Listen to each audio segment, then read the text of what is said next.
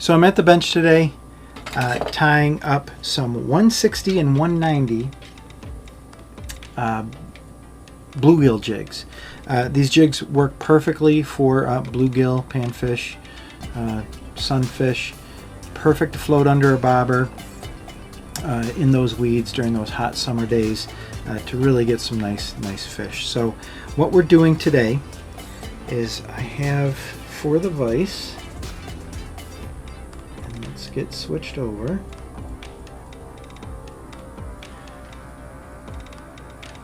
A 1/60th ball head. And what we're going to use today is some Peacock Herl, and I have some inexpensive, don't use your fancy dry fly hackle, but some cheaper saddle hackle. And for this size jig, you're going to be using, the smaller pieces at the bottom of the cape or the bottom of the neck. And we will use, we're going to begin with our Danville 2/0 nylon thread. And I'm going to start by locking this in the middle of the hook shank, beginning with a few wraps towards the bend of the hook. And I'll nip this off. And for a simple tail, I just have a scrap piece of bucktail. This is just the tip where the pieces are a little short for whatever I was tying. And we're going to take a very small pinch. Another material that you could use that would be great for this is a few strands from a dyed turkey feather. Would look great, would work fantastic. Mayfly tail, any material that you would use for a mayfly tail would also be nice on this. So I don't have a whole lot. This is a very sparse pinch, and I'm guessing a dozen strands maybe. So a very tiny pinch, very thin, and we want these to extend past the bend of the hook about half the body length.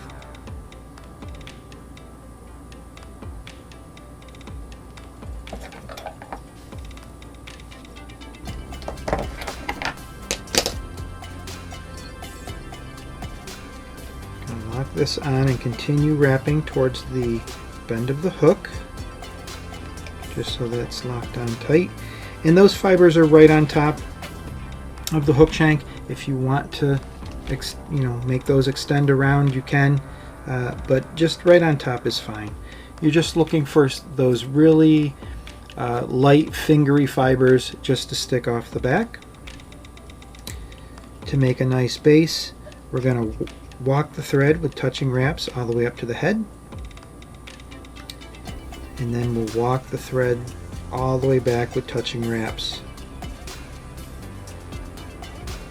to just before the end of these red wraps. I want to leave a small area of red showing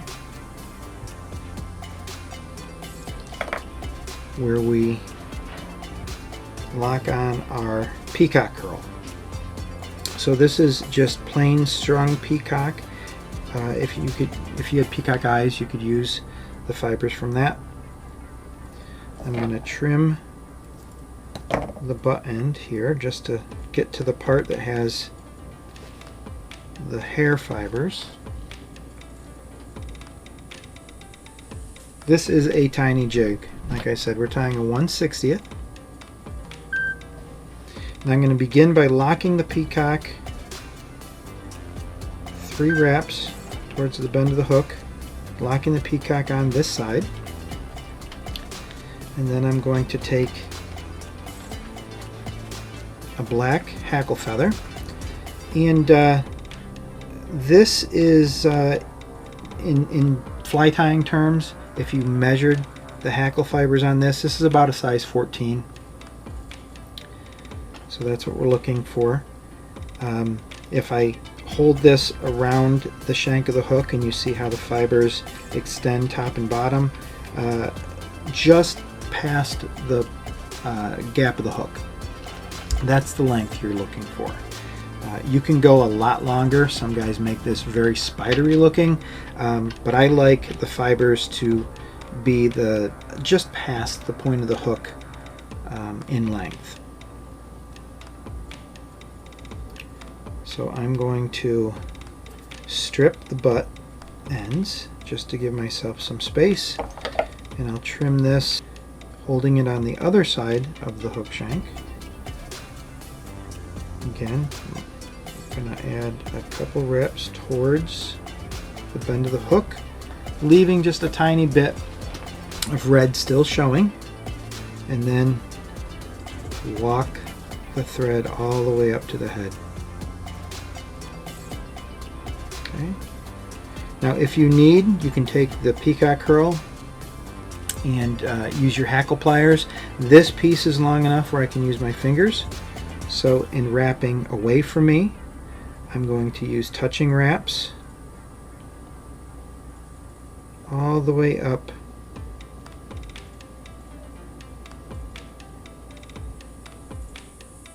towards the head. These wraps are between the vise jaws and my bobbin.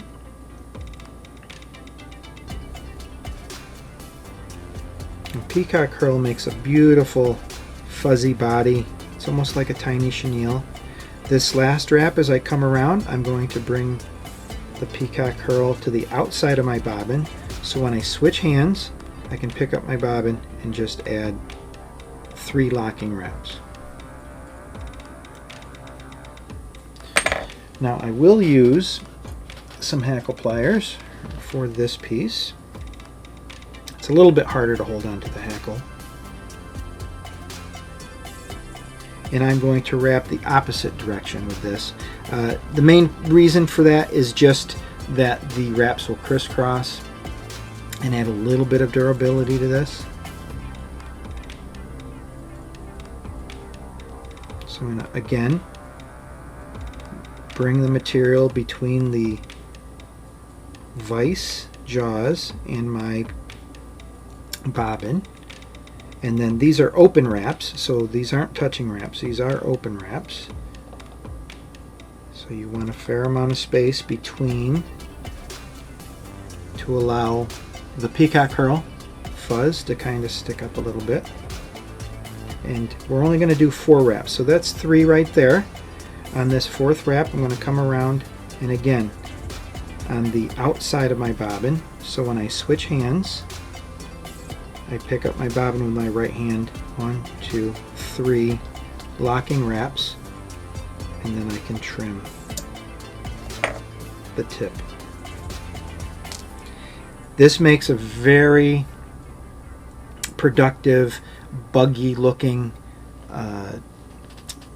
it's almost like a fly, but a buggy looking jig. I also do this in a 190, very tiny jig.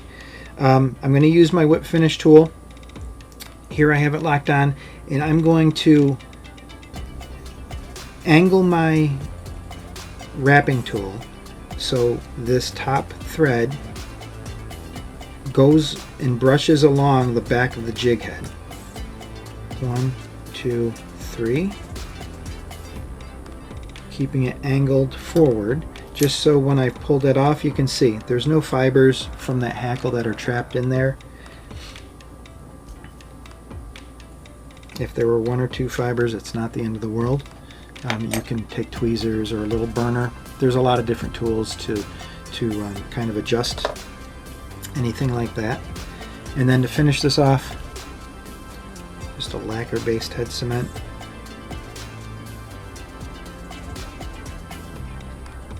This is a very productive jig. It just represents so many different things that the fish feed on. And there you go, the Black Hackle and Peacock Herl Bluegill Jig. It's going to catch fish all day long.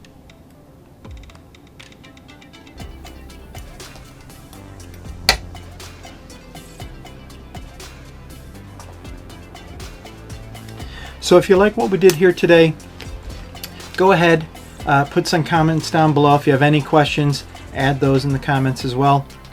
I'll be sure to read those and get, I try to answer those as best I can. Be sure to like, comment, and subscribe. We are still working our way towards 500 subscribers. So when we hit that mark, there will be a drawing for those that are subscribed to the channel, and we'll figure out the type of fishing you do, and we got a set of jigs for the people that win that drawing. So I think that'll do it for this afternoon. As always, keep tying and tight lines.